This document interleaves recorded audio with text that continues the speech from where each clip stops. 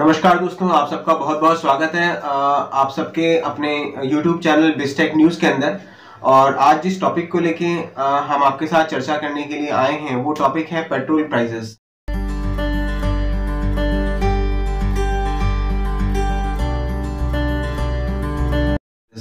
Fuel prices के अंदर बहुत तेजी से उनके अंदर हाइक देखा गया है और बहुत तेजी से उनके जो प्राइसेस हैं आज से पहले जिस लेवल पे अभी प्राइस पे पेट्रोल और डीजल बिक रहा है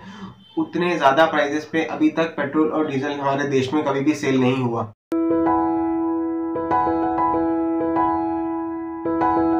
आइए जानते हैं कि पेट्रोल और डीजल के प्राइसेस में इतनी तेजी क्यों बनी है, क्या इसके पीछे के रीजंस हैं और उन सारे रीजंस का पूरा एनालिसिस करते हैं और जानने की कोशिश करते हैं इसके पीछे के एग्जैक्ट फैक्ट्स को। तो चलिए बिना देर करे हुए वीडियो शुरू करते हैं।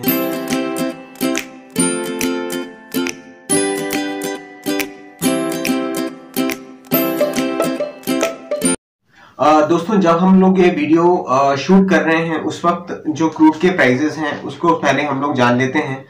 अभी एक बैरल क्रूड का जो प्राइस इंटरनेशनल लेवल पे चल रहा है वो कोई 52 या 53 डॉलर के आसपास चल रहा है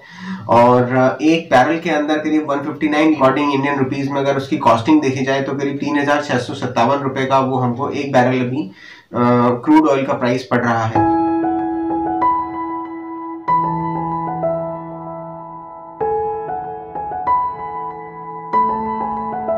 अप्रैल मई की बात है 2020 की, तब क्रूड ऑयल के प्राइसेस करीब 10 या 15 डॉलर के आसपास आ गए थे और ये सबसे लोएस्ट लेवल है इन हिस्ट्री क्रूड ऑयल के प्राइसेस का। तब ओपेक प्लस जो इनके ऑयल प्रोड्यूस कंट्रीज हैं, ओपेक प्लस के सभी देशों ने मिलकर कि हम लोग ऑयल प्रोडक्शंस के अंदर जो है कटौती करेंगे और उस कटौती का रिफ्लेक्शन ये हुआ कि ऑयल के जो क्रूड ऑयल के जो प्राइसेस हैं वो धीमे धीमे इंटरनेशनल मार्केट्स के अंदर बढ़ने लगी, क्योंकि पहले बहुत डाउन साइड पे आ गए थे। तो अगर हम समझें तो थोड़े से कुछ कैलकुलेशंस हम लोग आपके साथ पहले शेयर करना चाहेंगे। जैसे कि मई 2014 का एक हमको सिनेरियो आपके साथ शेयर करते हैं और दिसंबर 2020 का। और मई 2000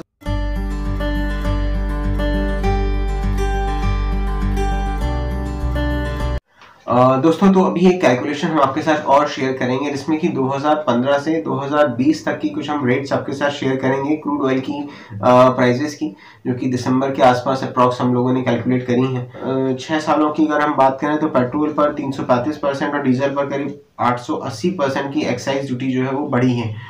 तो इसके साथ हम इसकी गणित को कैलकुलेशंस को और समझते हैं। जब सेंट्रल गवर्नमेंट अपनी एक्साइज ड्यूटी को बढ़ाता है तो इसके साथ साथ जो स्टेट गवर्नमेंट्स होते हैं वो भी अपने रेवेन्यूज को बढ़ाने के लिए जो वेट है, वेट जो है वो स्टेट गवर्नमेंट का टैक्स होता है और एग्जैक्टली जो एक्साइज है वो सेंट्रल गवर्नमेंट का टैक्स होता है। तो स्टेट गवर्नमेंट्स अपने जो वेट है वेट के अंदर भी इंक्रीज करते हैं। इस समय पूरे देश में राजस्थान का जो है वो वेट सबसे ज़्यादा राजस्थान की गवर्नमेंट ले रही है। करीब 38% वेट जो है वो पेट्रोल प्राइसेस पे ले रहे हैं और 28% वेट जो है वो करीब डीजल प्राइसेस पे ले रहे हैं। और इसमें एडिशनल सेस जो है वो पेट्रोल पे करीब 4.5 रुपया है और डीजल पे करीब 3 रुपया जो है वो स्टेट गवर्नमेंट्स इसमें से वसूल रही हैं।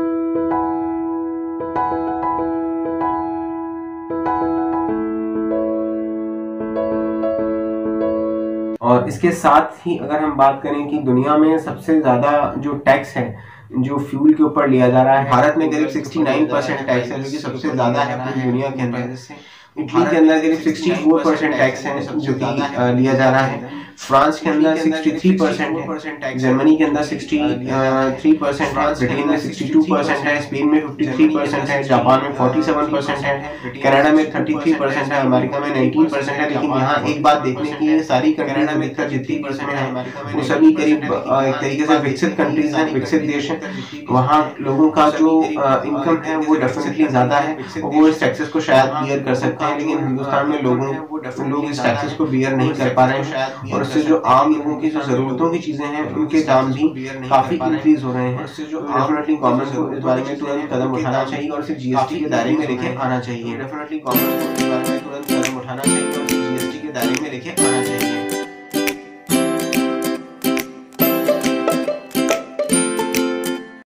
दोस्तों 2017 के अंदर जो गवर्नमेंट है, सेंट्रल गवर्नमेंट, उन्होंने एक फैसला लिया और उस फैसले के अकॉर्डिंग उन्होंने पेट्रोल और डीजल की जो कीमतें हैं वो इंटरनेशनल मार्केट्स के अकॉर्डिंग डेली उन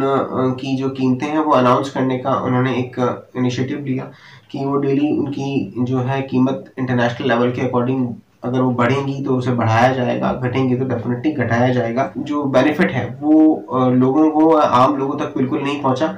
वो करीब 11,000 करोड़ रुपए करीब डीजल और पेट्रोल पर एक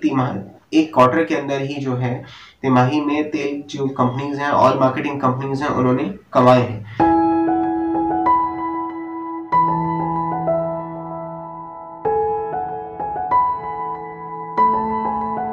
का जो मुनाफा है वो करीब 1300 गुना बढ़ गया है। हिंदुस्तान पेट्रोलियम का मुनाफा 135% बढ़ा है और करीब जो है 31% का मुनाफा जो है भारत पेट्रोलियम का भी उसमें बढ़ा है। और बात करें तो मई 2020 में जबकि लॉकडाउन लगा हुआ था उस वक्त कंजम्पशन भी ओवरऑल कम था और इंटरनेशनल मार्केट्स के अंदर जो थी क्रूड ऑयल की प्राइसेस थी वो भी बहुत क्रैश कर चुकी थी, क्योंकि पूरे ही वर्ल्ड वाइड इसका जो प्रोडक्शन उसी लेवल पे चालू था और एग्जैक्टली कंजम्पशन जो था वो कम था। डिमांड कम होने से क्रूड ऑयल के प्राइसेस बहुत ज़्यादा नीचे आ गए थे। तो उस टाइम पे भी जो है हमारी जो देश की सरकार है उन्होंने डीजल पर 13 रुपये और पेट्रोल पर करीब 10 रुपये पर लीटर की एक्साइज ड्यूटी में इजाफा किया था और इससे केंद्र सरकार को, सिर्फ इसी एक हाइक से केंद्र सरकार को, गवर्नमेंट को करीब 2,25,000 करोड़ का रेवेन्यू जो है ज़्यादा मिलने का एक्सपेक्टेड रेवेन्यू है ये, ऐसा अनुमान लगाया गया था। अब इसका एक छोटा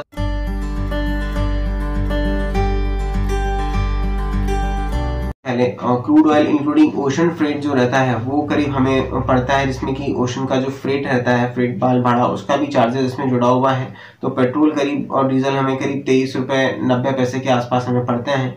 सेकंड इसमें जो एक एड ऑन होता है वो रिफाइनरी के अंदर प्रोसेसिंग का है, उसके मार्जिन्स हैं, ओएमसी मार्जिन्स हैं, फ्रेट कॉस्ट है और लॉजिस्टिक्स की जो कॉस्टिंग है वो सब करीब 3.84 पैसे करीब हमें इसमें एड ऑन होती है कॉस्टिंग पर लीटर के अंदर पेट्रोल में, और करीब 4 रुपये 76 पैसे 4 रुपीज़ 76 पैसे करीब कॉस्टिंग जो है वो इंक्रीज होती है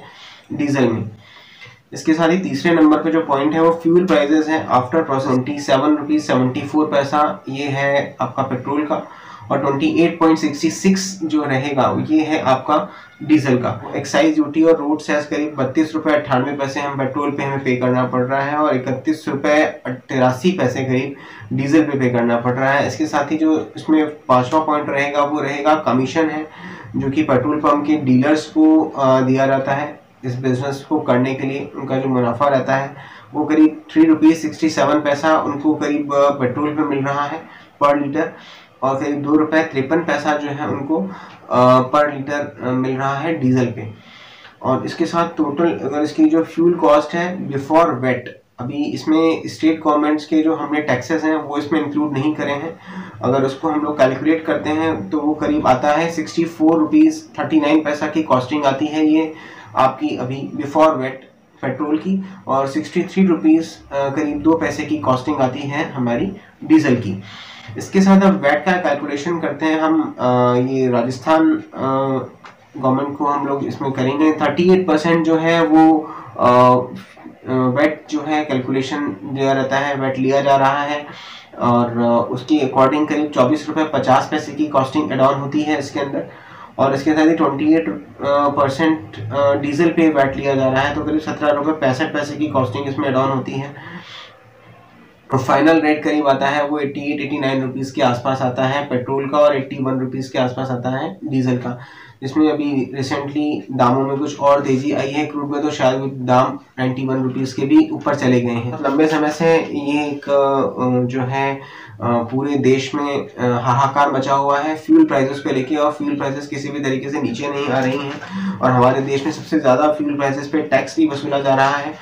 उसके पीछे रीज़न ये है कि गवर्नमेंट ऑफ इंडिया को जो दूसरे अभी लॉकडाउन के कारण, कोरोना के कारण जो रेवेन्यूज़ मिलते थे, चाहे वो कॉर्पोरेट टैक्सेस हों, चाहे वो डायरेक्ट टैक्सेस हों, इनकम टैक्स हो और सेल टैक्स हो, उन सब जगह उनको डेफिनेटली एक डाउनफॉल देखने को मिला है। सिर्फ और सिर्फ एक्साइज ड्यूटी जो है वहाँ करीब 40% से ऊपर का एक अपसाइड उन्हें देखने को मिल रहा है, और वो एक अभी मेजर सोर्स हो गया है हमारी देश की सरकार के रेवेन्यू का। तो इसीलिए उसके अंदर हमें बार बार उसमें हाइक देखने को मिल रहा है, क्योंकि वो दूसरे जो सोर्सेज से उनको एग्जैक्टली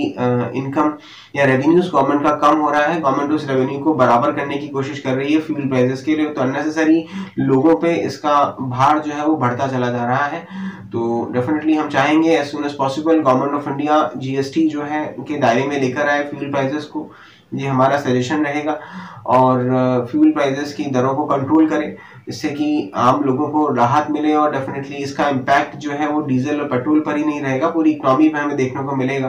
कि कहीं ना कहीं सारा जो हमारे आवागमन से ट्रांसपोर्टर्स के थ्रू या ट्रांसिट के थ्रू चीज़ें जो एक देश में एक कोने से दूसरे कोने तक पहुंचती हैं, उसमें डीजल और पेट्रोल का काफ़ी इंपॉर्टेंट रोल होता है, और उससे उनकी कॉस्टिंग ऊपर नीचे डेफिनेटली होती है। तो इन सब चीज़ों के बारे में आप क्या सोचते हैं, आप अपने कमेंट्स करके ज़रूर हमें बताएं। फ्यूल प्राइसेस का जो हाइक हो रहा है वो कितना वाजिब है, क्या है, और आपकी इस बारे में क्या राय है, कैसे इसको कंट्रोल करा जा सकता है, और क्या ये हाइक जो अभी तक 13 बार गवर्नमेंट ऑफ इंडिया ने करा है, सेंट्रल गवर्नमेंट ने करा है फ्रॉम 2014 टू 2020, क्या ये सही है? तो प्लीज़ अपने व्यूज़ हमारे साथ शेयर कीजिएगा, और अभी तक आपने हमारे चैनल अगर बिजटेक न्यूज़ को सब्सक्राइब नहीं करा है तो प्लीज़ आप हमारे चैनल बिजटेक न्यूज़ को सब्सक्राइब कीजिएगा, और अपने कमेंट्स करके ज़रूर हमें बताइएगा, हमारी वीडियोस को लाइक कीजिएगा। तो फिर मिलते हैं फिर किसी एक नए वीडियो के अंदर, तब तक के लिए जय हिंद, जय भारत, वंदे मातरम।